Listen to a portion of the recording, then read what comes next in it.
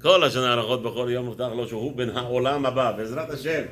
We're back in the yeshiva here, studying the Mitzvoth D'Oraita, as is recommended to earn the ticket to Olam Haba. There's many ways you could earn a ticket to Olam Haba. Bezrat Hashem, one of the somebody can't approach the big rich person. He was totally off the derech, totally away from Hashem. So he tells him, "I'm going to sell you a library in the yeshiva. We have 1,800 kids in the library in the yeshiva, and he says, I'm going to sell you the library. We're going to name the library after you." So he says, "What is that?" "It's going to give you a ticket around." So he put a whole library, thousands of sfarim. Normal yeshiva, Hashem, they have about 13 to 15,000 sfarim. Big library. Hashem, we have students learning. So ticket Olam Haba. We don't have to buy a library. You learn 2 mitzvot daily, as is recommended by Mishnah. And God gives you a direct ticket to Olam Haba. So mitzvah number 529, we'll be discussing today. When we do conquest of cities, as we said yesterday, we discussed for the past couple of days that we had to conquest the land of Israel, the land of Canaan, the 31 kingdoms over there, and as we would come to conquest it, we do matzor. Sometimes you do siege, and in the middle of siege, there's things happening. So one of the things that you do when you have a big walls, you chop down trees around to build yourself ladders and all these things, right? Okay, so the Torah says, the Torah tells us, Chas Shalom, if you have trees that bear fruits, it's prohibited to do it for that purpose. Okay, for that purpose, it will still be prohibited, even though it's a mitzvah d'oraita, as we said, Melchemet mitzvah. There's not much choice. You have to do whatever Hashem said. But still, this will be a prohibition of not touching the fruit trees. The worst thing is to take a fruit tree out. The worst thing you can do is to take a fruit tree out. Yeah, that we'll discuss in a few minutes. I had 2 cherry Barbados trees, and I didn't like the fruits, so I took them off. In the same year there was here hurricane, like in 2015, something like that. Nobody have anything. In my backyard, 25 trees disappeared. Like got a break, and I saved only 6 out of them. So it's better not to touch any fruit. We'll discuss that right now. Mitzvah number 530. Egla arufa. You take a calf of a baby cow, and what happened was that there is a city that either disregarded or whatever. A dead body was bound between 2 cities. The closest of the cities goes and takes this egla arufa, takes this little baby calf of a cow and rips its head off. Not a regular shchita, and there's a whole monument has to be built, and in order to refrain from this from happening again, there's a whole thing that they have to go through. And that's mitzvah number 530. Today's mitzvot are sponsored. L'Lu Nishmat, Emil ben Yaakov Begolda. וגם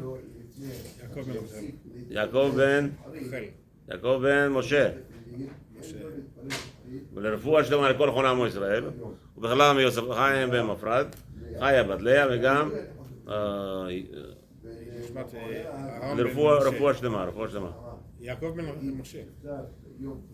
יעקב בן משה זה what? רפואה שלמה? I said L'Lu Nishmat, which one was L'Lu Nishmat? אהרון בן משה. Aaron ben Moshe. You can't be confused, no? Bezrat Hashem, only good news, Bezrat Hashem. Mitzvah 529. שלא, שנמדעו מלאחרות האילנות כשנעצור על העיר כדי להצר לאנשי העיר ולהרחיב לבותם. So now what happens is, there is a prohibition. We cannot, when doing conquest, with city to city, we want to make sure that they come out. So let's start to destroy all their food production. The Torah tells you specifically, even in that case, even if your intentions are to dry them out, you still cannot destroy the fruit trees for that purpose. As it says over there, in Dvarim chapter 20, pasuk 19, lo tashchit et etzah, allowed to destroy its trees. V'oto lo tichrot, and it, now you are prohibited from ripping out. Now, also there's going to be inclusion over here any other bal tashchit. For instance, you're sitting and you decided to play around with the tissue, and you take out the tissue. Right? People don't understand. Every act in this world we do, we'll have to give accounting for. Everything. There's no freebies. Nothing is free. You are a guest in this place. When you go to a 5-star hotel, right? You open the fridge. The fridge is there. You open the fridge. You're gonna pay for Fanta instead of $1.50, $1.25, $1.50 a can. Over there, you're gonna end up paying $7 a can. You took it. No questions asked. Some hotels just open the door. It's already $10. Huh? Already? You didn't touch anything. Right? They charge you. Yeah. Okay? That's it. This is what you are. You are a guest in this world. Right? So people don't understand. People come. People have this. Oh, no, everything is allowed. No, you're born to this world. Everything is prohibited. What's the halacha? Halacha of a guest. You're not allowed to do anything in the house of a person unless you have been granted permission. Whatever a guest tells you, you must do. I mean the host. Whatever the host tells the guest, he must do. That's halacha of a guest. So if you understand that we're guests here, everything is prohibited. Everything. There's nothing allowed. Now you need Torah to give you permission. As we said, 24/7 you must learn. As it says in the Torah, you must learn Torah 24/7. There is no excuses. Then Why it says in this sentence, Yomam v'Layla, always the saying Laila v'Yom. Yomam v'Layla. Okay, so you're saying that why over here it's changing? It's changing Yomam v'Layla. I guess you're gonna say, in order to learn Torah, you need to have some clarity what you're learning. So that's Yom. And then, even though you're going into the night, you might think you're patur. No. Now that you have clarity of learning, you're not patur from learning. I would say that's the. Again, there's 42 million different answers to your question. It's a beautiful question. You hear what he's asking? Why Yom came before Laila if the halacha is the other way around, if the Torah is the other way around? So maybe Yom alludes to understanding. You need to understand first. We cannot be mechayiv you to learn, not learning if you don't understand. So maybe that's so. You have another answer? No. Okay. Anyway.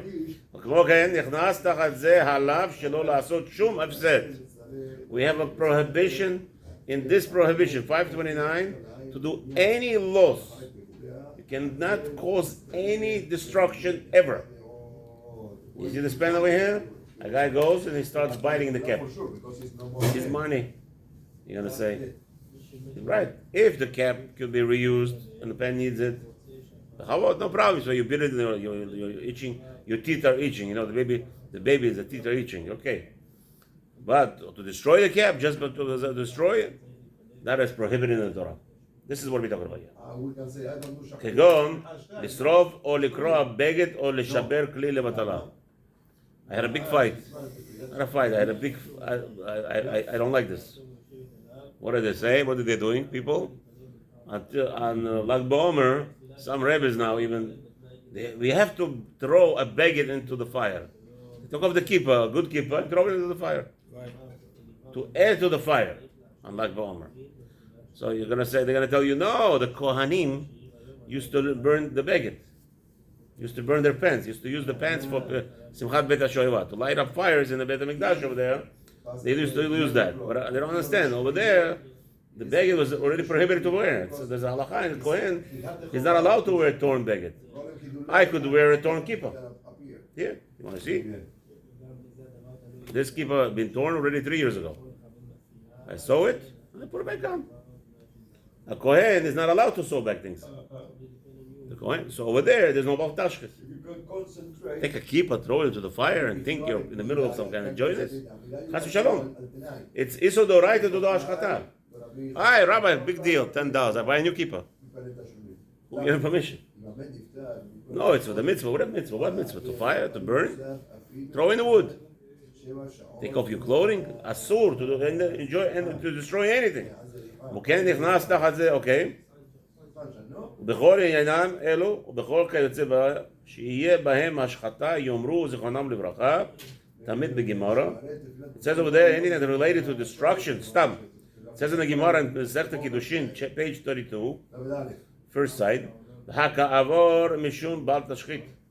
That anybody does any destruction, playing with a tissue in the shul on Shabbat, he has nothing else to do playing with a tissue. Chas v'shalom. Rabbi, big deal. The tissue box has still 100 tissues, and it cost 35 cents, 45 cents wholesale, maybe 75 cents. Okay, you got it. So what does it cost you a tissue? Less than a penny. 0.75 of a penny costs you a tissue. Big deal. We're not talking about a value of an item. We're talking about a value, or idea. You're going in there and you're doing destruction. And over here, you're trying to lay siege. What is happening when you lay siege on another city? There's a big risk of life, destruction of life. My soldier is worth more than their trees. So what? The 10,000 avocado trees. I'm waiting for avocados. With the mangoes, I'm still waiting. Any more mangoes? Finished? Gone? So him, everything's going very fast, Baruch Hashem. He has like 50 trees and things fly out. Anyway, what's the difference? Over there they have 10,000 trees. I need to have my soldiers stay alive. No, Chas v'shalom. Chas v'shalom. This world is so corrupt. We're so corrupt. We make cheshbonot, mamash Christians. No, we have to give. Rambam says, this is this halakha. Ashkenazim don't even follow it. They don't even know it. I don't understand how. They could talk about it, this halakha, they talk about it, but the actions, sacrifice, I don't care. Rambam says clearly, this halakha, Mishnah actually says it. You have, imagine yourself, you have 10,000 women traveling. Amongst those 10,000 women, there is a harlot. She sold herself for business. Now she ain't doing it anymore. And they were captured. 10,000 women were captured by an army of 40,000 Mongols. Mongols, they're barbarians. They want to have fun with girls. Why not? 10,000 girls, amazing. They come to the group and they tell them, listen, ladies, we want to keep your honor on one condition. You give us one girl. And you know what? Which girl are you going to give us? That girl that we know, she's the famous business lady. Give her to us, big deal. Or we're going to rape all of you. You give us one or we'll rape all of you. This is not even a joke. This has happened. What do you think the whole business of Kapos was? The whole business of Germany. The whole business of how Medinat Israel was built. There was a trade. Give us we'll save you 10,000. What's his name? 10,000 Yud. Just make sure we'll take away the 250,000 other Jews, the old ones, the Frum guys. Kill them all. This was happening left and right. Left and right. You ask yourself how it happened. There's a very simple answer. We said yesterday, if you disregard what Hashem gives you, He will guide you to disregard more. So you destroy little tissue. Big deal, Rabbi, come on. I'm playing, my hands are itching, I want to play. So I destroyed a little tissue, don't worry. So you have no value. Very famous, I'm going to tell you this. I gave a drush once. Take a look at the Parshat Shlach over there, Parshat Man. Okay? So there's two things happening in Parashat Shlach, regards to Man. In one of them, Moshe Rabbeinu is going crazy. And the other one, he's disregarding. He doesn't even get angry.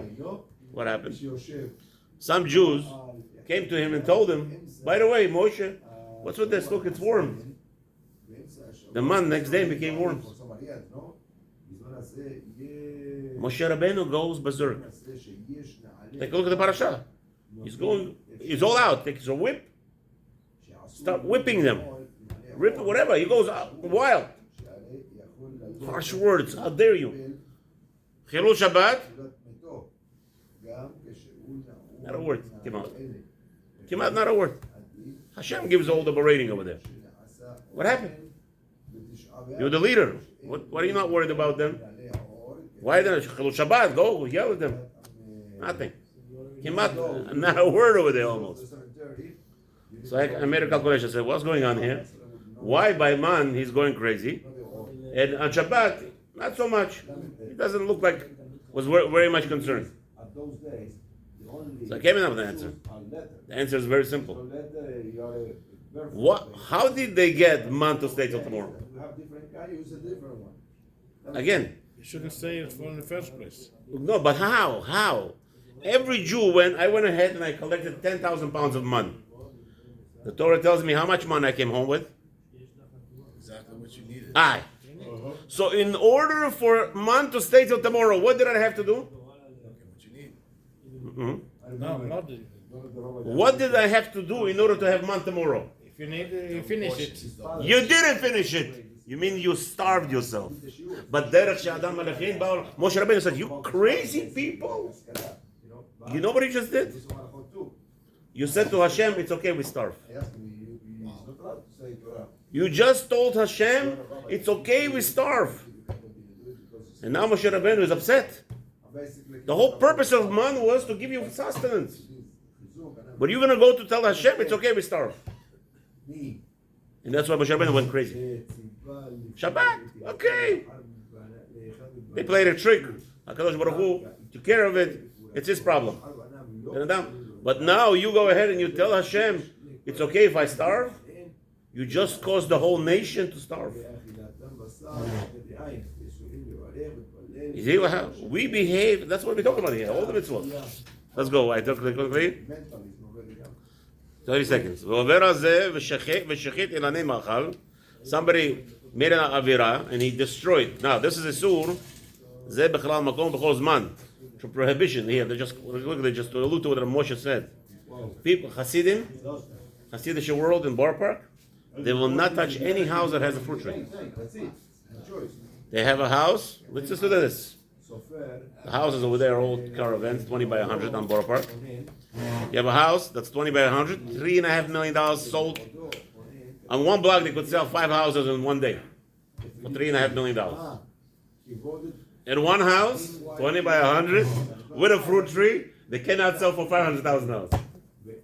They won't touch it. Bye. Can't touch it. They're afraid. There's a concept of a fruit tree. If you destroy a branch, even. My landlord came in the other day, and my fruit tree was hanging on the floor kimat. And she's like, hello, what's going on here? You know, you're supposed to, it says in contract, the backyard has to be trimmed, the whole balagan. I said, listen, lady, I cannot touch the fruit tree here. If she start cutting it down, no problems. I cannot touch it. Chas v'shalom. Chas v'shalom. Yeah, there's heterim. Believe me, anything that has heterim, there's a billion times worse what happens after the heterim. So the Hasidim don't touch nothing. Won't touch it. Well, whereas somebody, 1 second, 30 seconds more. What happens? Somebody does touch it. Rabbi says, Chayav Malkut. He will lash the guy. Start whipping him.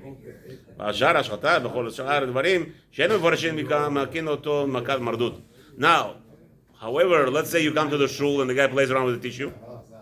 Just wasting. Wait a minute. The rabbi gives him a warning. The rabbi says you cannot play around with the tissue, and he still plays around. You could hit him 10,000 times. For trees, for example, Yeah. I'm not doing it, but some people that eat mangoes, they cut all the small branches. Okay. After the season. Okay. And after it's gonna grow like even better. No, it's for the purpose of it, and that's part of the. Once it's part of agriculture to cut. Zmora. What's zmora? It's Torah tells you that. You have zmora. Halacha of zmora is when you have a grape tree. You must cut where the branch, the old branch, in order to have a new branch. If you don't do zmora, you won't have new fruits. So if you tell me avocado has the same concept, then that's what has to be done. We're talking about just destruction, for no purpose. Mitzvah number 530, Egla Arufa. So, שנצטווינו בעריפת עגלה בנחל איתן. So there was a Nachal Eitan by the river or spring called Eitan. That Pirush Eitan sheme'amav shotfin bechazka. So the waters are flowing over there constantly. It has to be, I guess, the spring, the nearest spring maybe.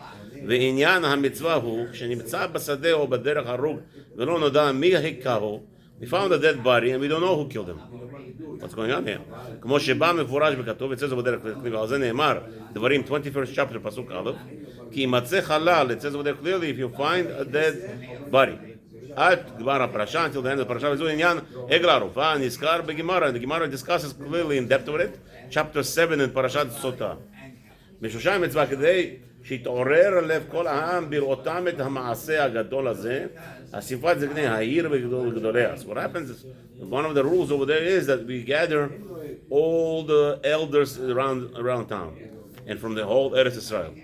Actually, Sanhedrin Agdonah has to come to be part of this whole concept. They found a dead body in the middle of a desert. They found it in the middle, in Eretz Israel there's many dead places between cities, like the deserts. They found this person, what do you do with him? So there's a whole big esek, there's a whole big commotion. We want everybody to understand it's not something out of ordinary happened there. ויקחו פרה שהיא בהמה גדולה וילכו באספה ובהמון שהכל חפצים לראות עניינים אלה מחוץ לעיר. So they take this animal, this cow, and there's a whole big thing, all gathering, everybody's going. So because we want everybody to wake up. ולכל עריפתה יחרדו כל השומעים התעורר רעיונם על הדבר. So when they rip the head off from the back or something, they chop it off, the cow is going to be screaming. So while it's screaming, it's going to awaken everybody. As we know, the עם ישראל הרחמנים בני רחמנים לכל היודע בדבר מיד יהמה לבבו ותעיר מחשבתו להגיד מה שהוא יודע לפני הזקנים. It will be even more. This act will awaken the people who are murmuring, sleeping, or drowsy. They don't know everything is okay by them. All of a sudden they'll say, so I suspect this guy is this guy. Let's go do an investigation. People will wait. There's an obligation to point out who the evil people and we hope to get the witnesses to come forward.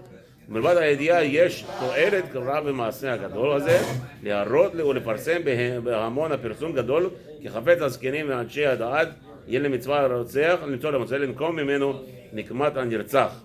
You have to clear out the blood, what do they call that? Innocent blood on people's hands. Yeah, it's an obligation. It's I was for the past 4 years. I know something, and I'm being more gentle about it. Somebody approached me last year and told me, Rabbi, you're too gentle. You know that these people are Avarenim. That's what I told you. I just started a war yesterday with this Rashaim. There is no reason that we should be quiet.